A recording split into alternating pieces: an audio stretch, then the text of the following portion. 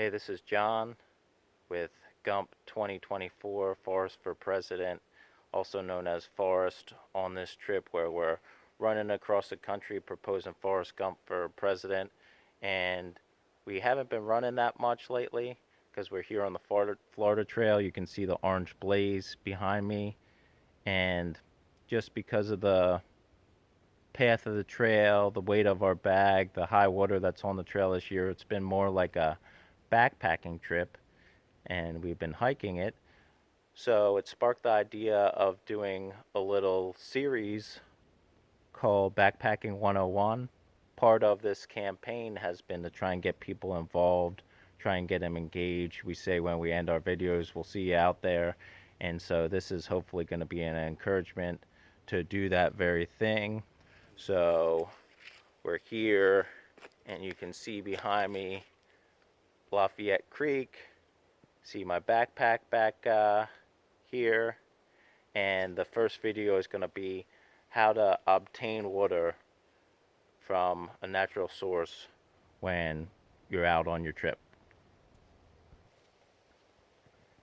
They say that you can go without food for about 7 or more days, but when it comes to water, you got about 3 days, and then it might be adios for you. So if you're planning any sort of backpacking trip that you're going to be out for more than a day, there's a good chance that you're going to want to be able to get water out in your trip. And that will require a little bit of planning. You want to just look at the trip that you're taking and make sure that there's going to be water sources along the way. You can do that using a guide. You can use an online hiking app. And if it has comments, the other thing is you want to make sure that the water source is flowing. There's different sources at different times of the year that will dry up, and that will be a big challenge to your trip if you get to a water source that you expect that you'll be able to get water from and it's dried up. There's 3 basic ways to get water from a natural source and it be safe for you to drink. One is boiling, another one is treating the water, and then the third is filtering. Boiling, you'll need a little backpacking stove, could be gas, could be alcohol, and they generally say about 10 minutes of a rolling boil to get any sort of bacteria that could be present in the water and cause you to get sick. Giardia is the big thing that you're wanting to try and avoid, which can cause pretty bad dehydration because of the vomiting and diarrhea. And it's just, I've run into people that have had that. It doesn't look like a fun experience. Now, the 10-minute rolling boil, there's what you're supposed to do and what actually happens when you're out in the woods. And I've never seen someone actually boil the water for 10 minutes before they use it. Also, if you're using the boiling method, now you have hot water. If you're going to be using it just simply for drinking and not for cooking, then you're going to have to let it cool, or steep a bag of tea or drink some coffee because your water's going to be hot. The second main way that people take the water from the natural sources and make it safe for drinking is treating it with chemicals. You got a couple chemicals out there, iodine tablets. They kind of make the water taste pretty funky. There's another option called Aquamira that I've used in the past. On the Appalachian Trail, I used it predominantly, and that was 2 parts of a chemical that you put into the water and let it treat the water for a certain amount of time, and then it's capable of drinking, and that wasn't too bad. But out on the Appalachian Trail, someone said to me, it might have been on the Long Trail, they said, as natural of a person as you are and as eco friendly as you are and as much as you're into nature, I'm surprised that you're putting chemicals in your water when you're backpacking. So the process that I'm going to be showing you here at the Lafayette Creek is how to filter water. So back here I found a spot that we can get down to the creek and I'll show you the steps. So not all water sources are created equally. Things like ponds and lakes, water is stagnant there. If there's a beaver dam, The beavers are going into the water. The main things, going to the bathroom in the water. So the main things that you want to avoid are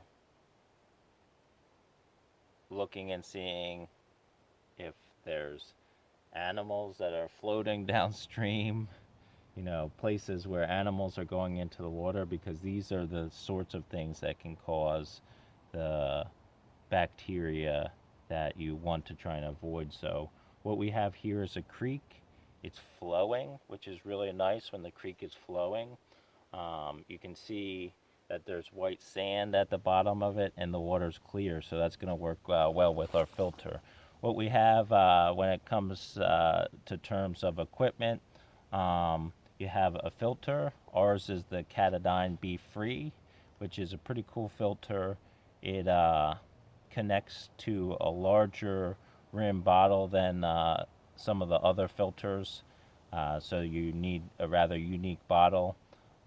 But the way to clean it, instead of having to black flush it, you could just take some clean water and run it over through like a sink, running water through it. Or it says that you can even swish it in a water source, and that will help remove any debris, because they can clog up. And water flow is the main thing with a filter that you're looking for, what the flow rate is, because some filters will be so slow that it's just painful to try and use them. Another brand is the Sawyer, and Sawyer is from Florida, and they have a squeeze, and then they have a mini and a micro. I've never had good luck with the mini, but the squeeze and I think the micro will give you a pretty good flow rate. We have dirty bags, and then we have clean bags. The dirty bags are bags that you're going to put the water from the source in, and you're never going to drink out of something like that. So I have this Sawyer bag. It's a 1 liter bag, and I carry it just so that I can have a little bit more capacity to be able to carry dirty water before I filter it. Like go down to a stream, maybe go back to your campsite, the picnic table, and filter it there. So this is just a little, I'm using it as a lid on the top of my filter, but you could connect a hose to this, and if you hung your bag, these Katadyn BeFrees work well enough that you could gravity filter, just hang it on a tree and let gravity, run the water down a hose. But so this is a dirty bag. You might not see anyone else doing it this way.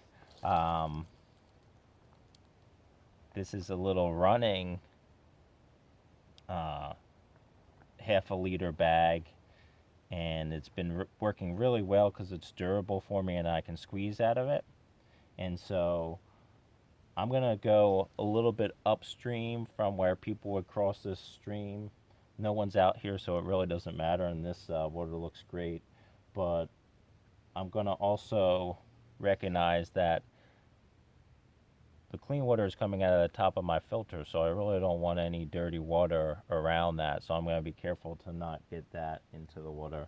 The stuff that you're trying to avoid is microscopic, so it's one of those things where you do your best, and I've never gotten sick filtering, but sometimes there's situations where you can't avoid it. But just going to scoop some water out of the source here.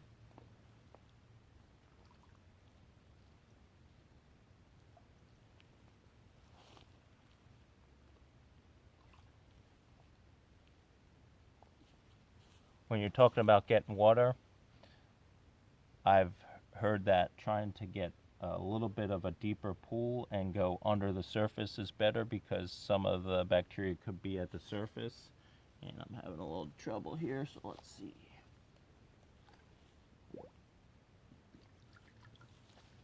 Okay, filled up my bag with water from the source. Top of my filter still dry, no dirty water on there. And then just go ahead and screw my filter onto the top of my bottle. And now I need something clean to squeeze into, so let me grab that.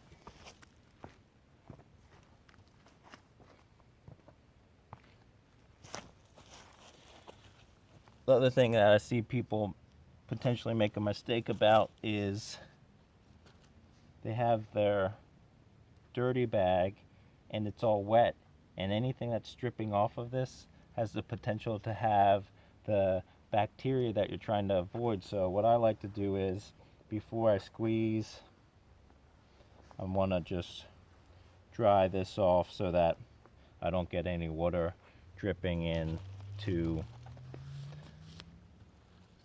my clean cup.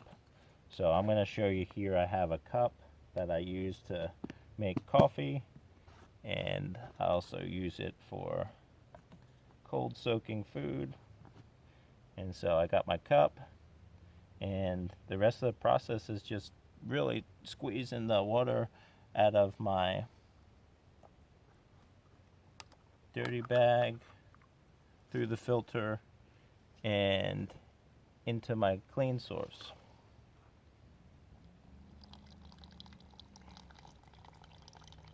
This is a good flow rate.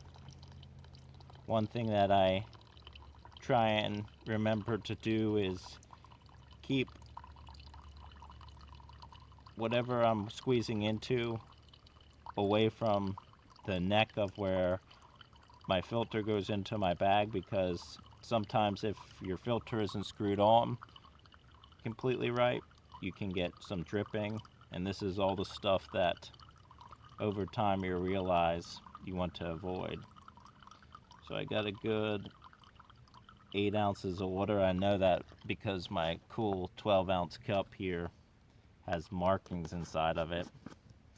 So I got some water that I can now, got it from this creek, and it's now ready to drink.